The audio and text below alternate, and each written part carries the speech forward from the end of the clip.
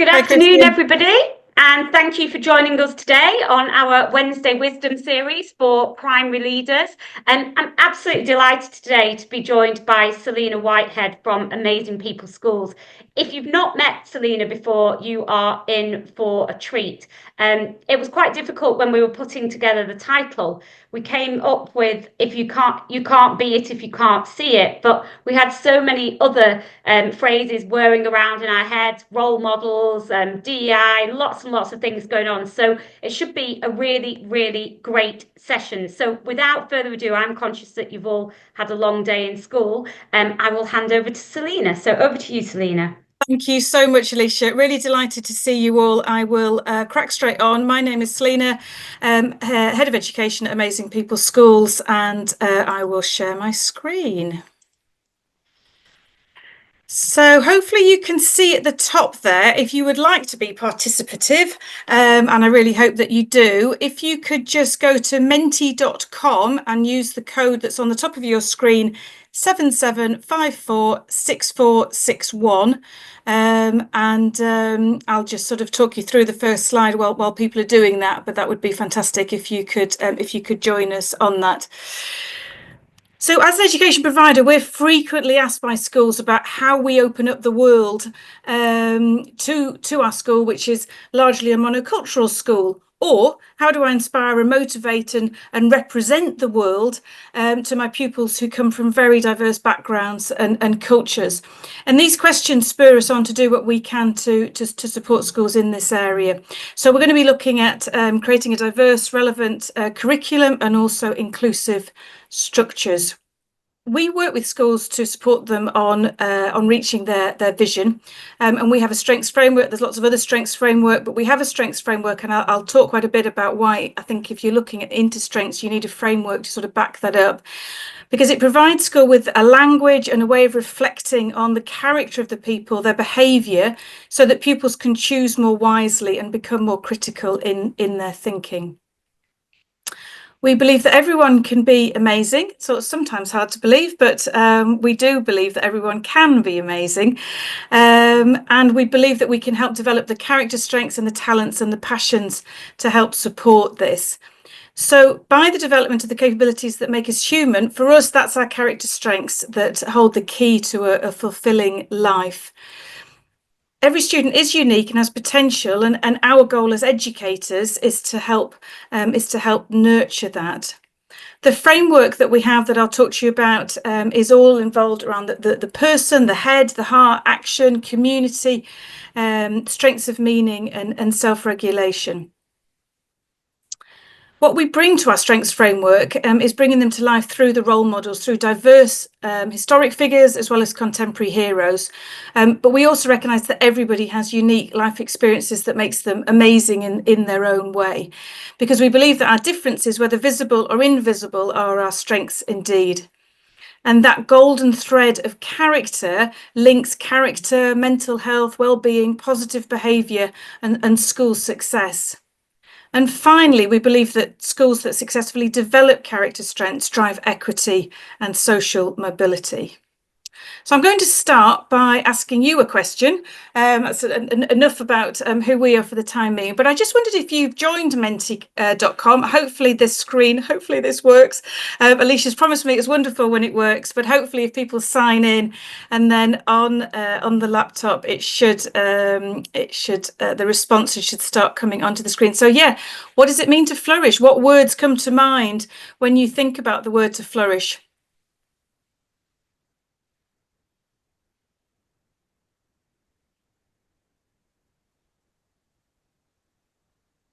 Fantastic. Yeah, really nice words. Yeah, lovely. And I think what they've really shown, here's our definition, is that it's more than just feeling happy, isn't it? It's about that thriving physically, emotionally, socially, and mentally. A flourishing child not only does well in school, but also develops those important life skills like resilience, creativity, problem solving.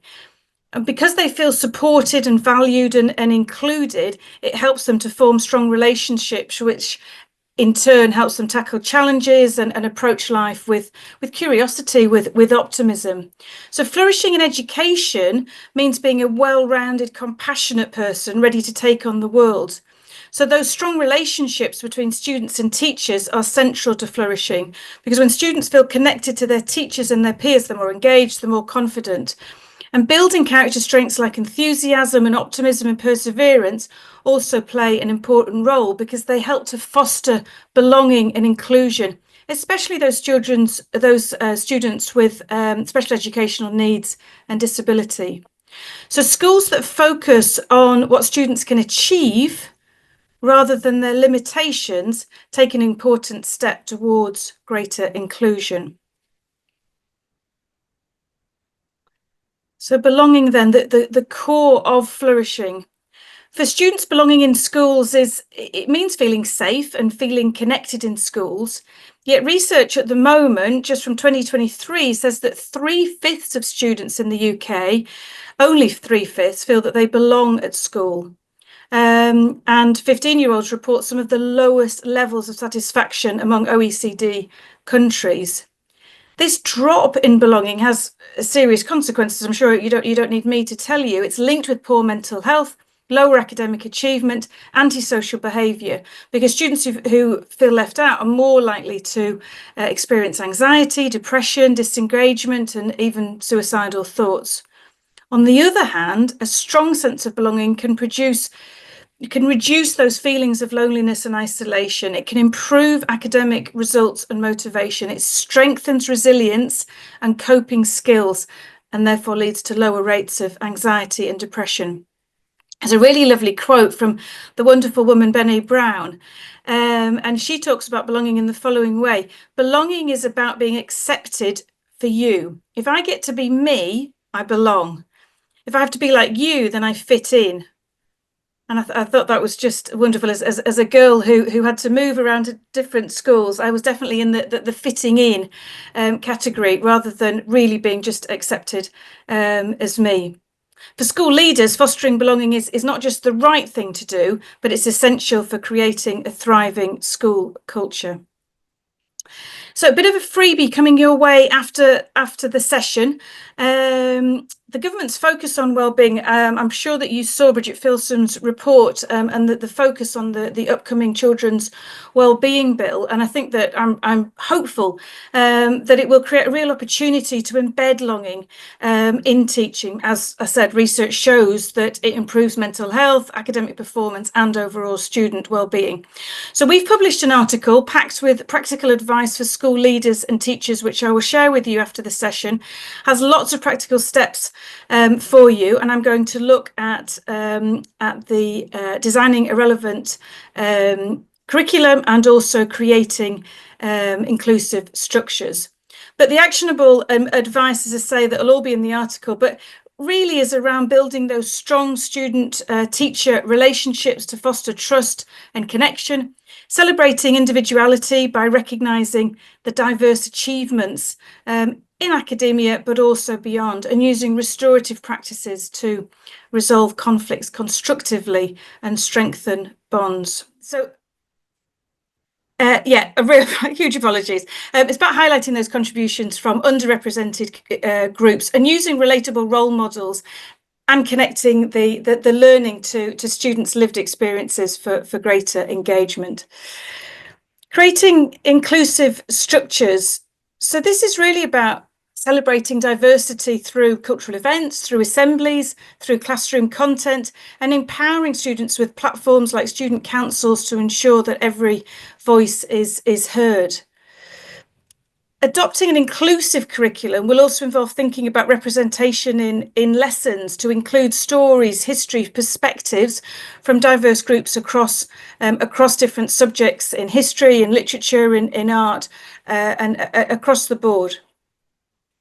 Using diverse role models can, of course, challenge stereotypes, and we all need to critically examine those materials and teaching approaches to make sure that we are avoiding perpetuating those stereotypes. And finally, looking at your student-led projects, allowing students to contribute to the curriculum by suggesting topics that resonate with their experience. So another quick question for you then, in your experience, how important is it for children to have positive role models? 1 being not important at all, and 10 being the most important.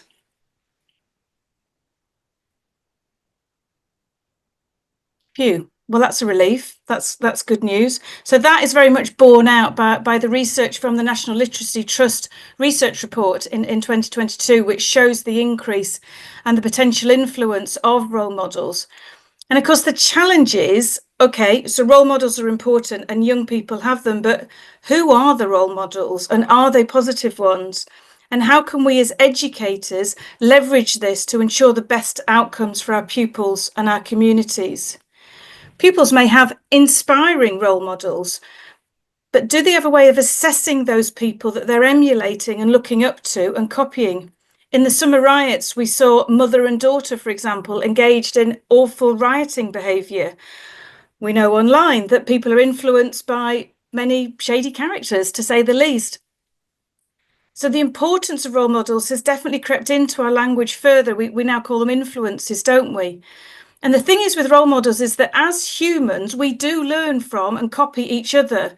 So there's an imperative for us as educators to help young people to learn from the greatness of human behaviour and not the opposite, to aspire to be more, to do more for the greatest good. So a quick question for you then, who do you think's amazing? So it could be your mum, could be a teacher, doesn't matter if we don't know who John Smith is, but just who do you think's amazing? Could be somebody famous, could be somebody in your family. Just wonder who comes to mind if you hear this question.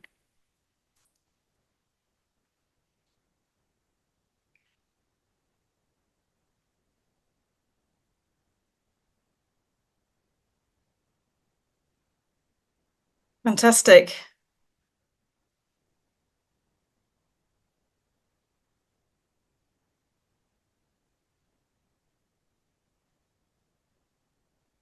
It would be great to be able to delve into those. And yeah, is that Chimamanda Adichie?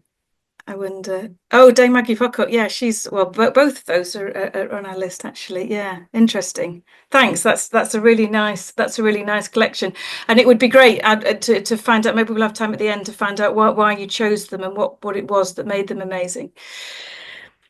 So who's in your school? Who's already there? If you could just put first and last names, but who are you using in your school at the moment? Who's in your curriculum? So I know schools that I visit and I talk to use Isaac Newton, they use Florence Nightingale, Albert Einstein crops up. Who is it that is currently being used in your classroom?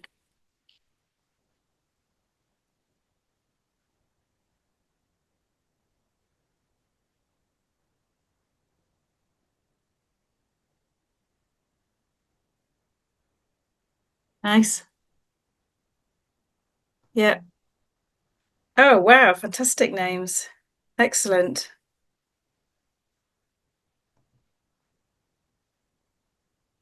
Really nice. Excellent. I don't know that. Mike Wazowski. Oh, is that Mike from is that his is it Mike from Toy Story? Was that his name? Was actually I might be really offending somebody there, but I don't know who they are. I'll find out at the end. Fantastic. Thank you for sharing those. So these are some of the role models that we have. Maggie Pocock there is down at the bottom, and Malala is there as well, and Mary Seacole was mentioned as well. So I think it's really important, and lots of you have already got some really fantastic diverse voices already in there and some positive role models, which is brilliant and helps to showcase the contributions from underrepresented people. Because sometimes we do need to look a little bit harder for the diversity in our history. And I think the more that we become reliant on AI, the more important it is that we're really conscious of that. So just a quick example, I was rewriting our assemblies for secondary school, and I was wanting contemporary role models to have alongside our historical role models. And so I was searching on AI that I wasn't very familiar with. Can you give me role models who've demonstrated curiosity or kindness or resilience or optimism or whatever? Number one of every, I swear to you, number one of every single character strength that I put in was the amazing Elon Musk, who came up across literally everything that I put in. But also what was really interesting was that the top 10 were predominantly white and predominantly male. Not entirely, but very much, that was very much the pattern, that when you said amazing people and you said role models, that was what AI was giving me back. So I just think it's really I just sort of throw that out as a warning that sometimes we really need to do that extra search to find contemporary people from a wide range of places. So what can they teach us then? What about their character?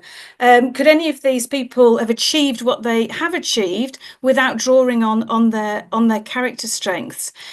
And how do we assess them? History can teach us so much more than the facts. Amazing people have done amazing things by using their character strengths to make a positive difference for others, or to live a better life for themselves. And these people can then inspire us so we can learn from their stories and be the best that we can be. So we need a framework. We need that shared vocabulary for assessing our role models. So character strengths then, what are they? It's a word we take for granted, don't we? But sometimes it can be hard to define it or to articulate it.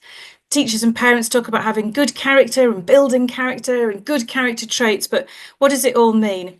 Well, a person's character is about how they think and act and feel in life. It isn't one thing, it's the sum of how someone usually interacts with others and how they treat themselves. So a person with good character acts and thinks and feels in a way that matches some commonly accepted good traits, like being honest and respectful, responsible, caring, and fair. So as I say, I think we need a framework. There are lots out there. This is ours. And our framework is built around 6 areas of the body to signify the importance of the alignment, really, between our actions, our feelings, our purpose and self-control. And within each of those different areas, there's 4 different character strengths underpinning it. So there are 6 areas fundamental to our internal well-being and our positive health. And our approach is to help young people recognise the strengths that they have inside and to understand that all the strengths can be grown and developed to help them become the best versions of themselves, to flourish and to thrive in the world. So when we feel we're capable, when we feel that we have something to contribute and we know how to do it, and it makes a difference to others as well as to ourselves, that's when as human beings, we feel the greatest sense of achievement, of purpose, of acceptance and peace. And all of those things contribute to our mental well-being. Because the opposite is true. When we don't act in line with our values and our beliefs and thoughts, that's when we get that cognitive dissonance, and that's when we can get behaviour problems. So what the framework is doing is to help pupils and teachers align. All of us will identify with certain strengths mentioned. They speak to us, they feel right for us. When we use them, we feel energised and not drained. And as we get older, we find it easier to immediately think of examples of when we can demonstrate that strength and use that strength to help us in times of challenge. And our job is to help young people learn that they have those strengths too, and they can also be developed. So all of our strengths sit on a continuum, and they can be underplayed or overplayed. We've all been in classrooms where the dial on enthusiasm has been turned up a bit too much. But equally, if the volume is a bit too low, then that can also be problematic. So over time, we want pupils to learn how to turn the volume up on their strengths and down, become sensitive as to what a particular situation might need. So if we can help our pupils see that they are conductors of their own lives, they can learn to bring in their strengths and turn the volume up and turn it down to create their own unique music. That's what we're really after them to do, because it's about a balance between the strengths. All of the strengths sit on a continuum, and used in excess or a deficit is going to cause a problem. But equally, we need a balance between the strengths as well. We need other strengths to come in at certain times, because the strengths are all interconnected and they impact on each other. So perseverance is an amazing strength, and one that lots of us really encourage in schools, that need to dig in deep and keep on going. But perseverance without adaptability is banging your head against a brick wall. You're not going to knock it down. So you need to have that flexibility of thought and ideas. Similarly, courage, it can be an incredible strength to stand up for allies, to stand up for people who are maybe more vulnerable than ourselves. But courage without wisdom can lead to just reckless behaviour. So they're interconnected. We need to learn to use which strength and at which amount in which situation. So it's a bit like a rainbow. When we bring the strengths together and we understand that alignment, then together the rainbow is brighter than the individual parts. 3 things to consider then around using role models. The first is that for young people, particularly as you go into secondary school, but even for primary school as well, is very often young people are the role models for each other. Teachers are also role models, and also using role models in every aspect of the curriculum is super important. So let's start with the first one then, young people being role models for themselves. Young people obviously have multiple role models and at different stages in their life, and peers are super important, a crucial role in the social, emotional and academic development of pupils, particularly as they move through secondary school as well. During adolescence, relationships with friends and classmates significantly influence their behaviour, their attitudes, their self-perception. And they're important because of their social support, social development, their emotional support. They provide academic motivation, and the opposite sometimes, and can certainly help with identity formation. So they can be a positive and a negative influence, but can also lead to leadership opportunities. So again, this is why the framework for assessing their role models and challenging those young people on what makes someone amazing is so important.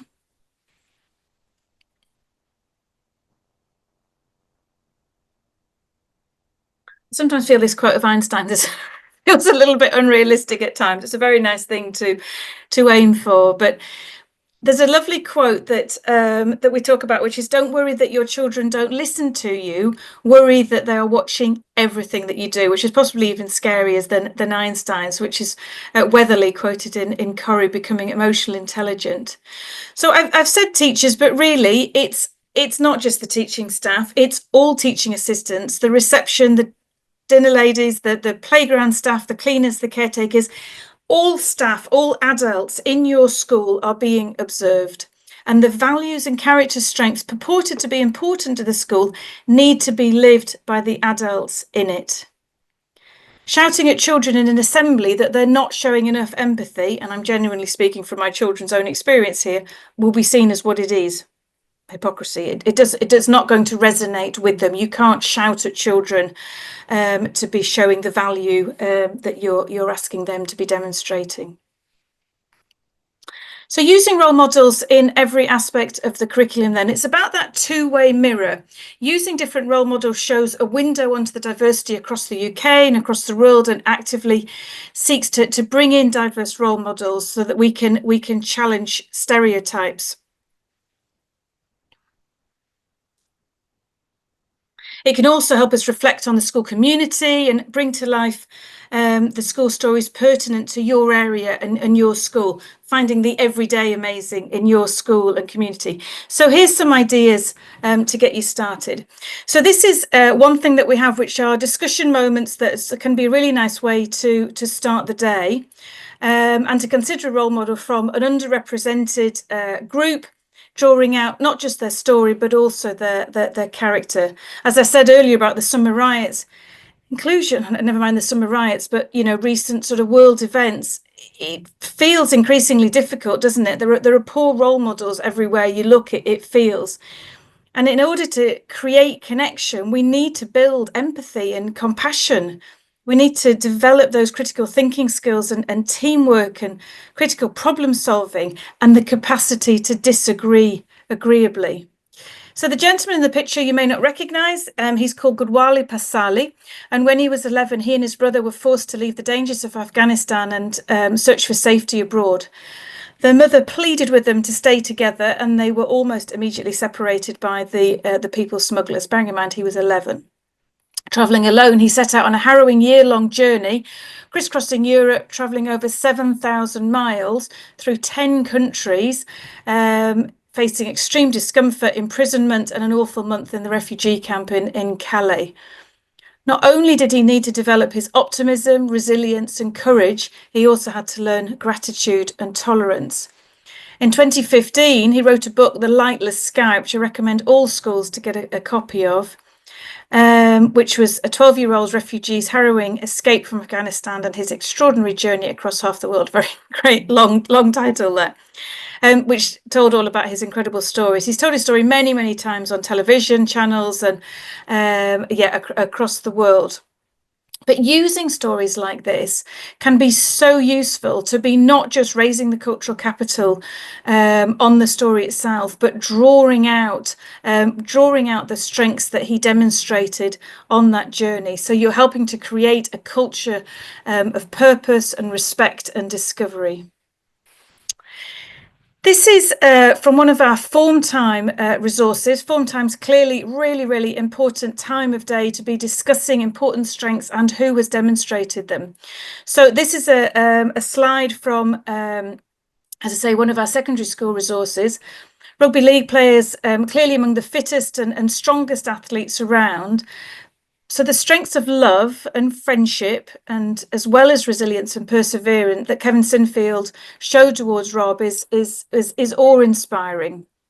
And if any of you haven't seen the BBC One documentary on Rob Burrows, I'd heartily recommend it. It's very good. I'd also say, start young. This is an example from one of our Key Stage 1 lessons about the medieval traveller Ibn Battuta.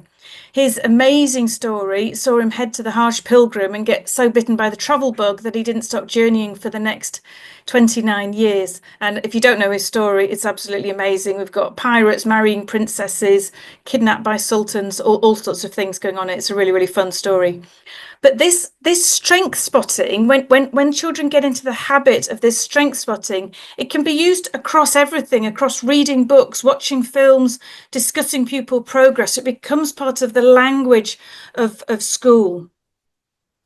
Assemblies, clearly also another hugely important aspect of the day, and an opportunity to celebrate the achievement of different characters and to highlight different strengths. They also can give meaning to strengths-based awards given out to Assembly and strengths-based certificates. All schools have key dates that they use to focus on fundraising efforts, non-uniform days, reflective time and more. And you all have to plan out the month and the year. This is one of our key date planners. And I think they're a really ideal chance to look at the month or two ahead and think, well, where could we bring in those diverse role models and how can we celebrate them across the curriculum? So across the curriculum, there'll also be various topics. And again, it's worth taking a look at the role models that you're using and seeing whether you feel that further diversity can be added. And also looking at whether local role models can be highlighted within the different areas. So in terms of the inclusive structures then, I think the key question for you to ask are, who are the marginalised groups in your schools and how do you ensure that their voices are heard? So in encouraging student voice, maybe on student councils, it's important to ensure that marginalised voices are represented in leadership roles. Maybe you can run regular surveys, feedbacks to gather insights from everyone, including those who may feel underrepresented. Do you have peer advocates, tutors, mentors? Can you train your pupils, your students, to act as allies and advocates for marginalised peers to help create that bridge between the groups? And finally, looking at embedding equity in policies and practice. So looking, for example, at your anti-bullying policies to check that you can strengthen policies to address discrimination and ensure that you've got the staff training to recognise and respond to those microaggressions and bias. Using restorative justice to address conflicts and foster understanding between students of different backgrounds.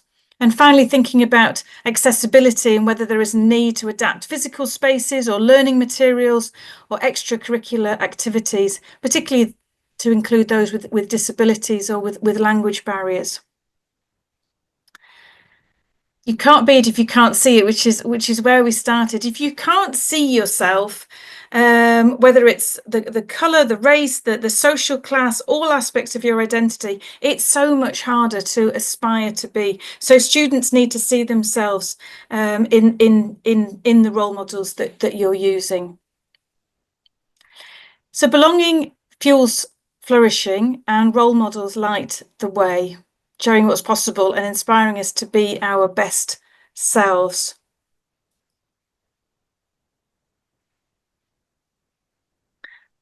Because I think that belonging is that foundation of flourishing. It helps young people to thrive physically, emotionally, socially, and mentally. But those role models can show every student that you can't be it if you can't see it. They remind us that every voice matters and every dream is valid. So we need to embrace that diversity to empower lives. As hopefully I've shown, positive role models reflect the richness of our world. By weaving those stories into the curriculum, assemblies, leadership structures, we can celebrate the power of difference. And together we can ensure that marginalised voices are heard, are valued, are uplifted. And also the teachers too are the leaders who can shape our lives. So through those role models, we can teach empathy, perseverance and courage, and we can nurture adaptability, kindness and fairness, which really feels like is needed in the world at the moment, because we're equipping students with the tools to navigate life with purpose and resilience, with character strengths, I think, being the golden thread that connects us all. And I believe that we can take action and create change. Thank you so much. I'm hoping that we've got time for a few minutes questions, but I hope that was useful to you.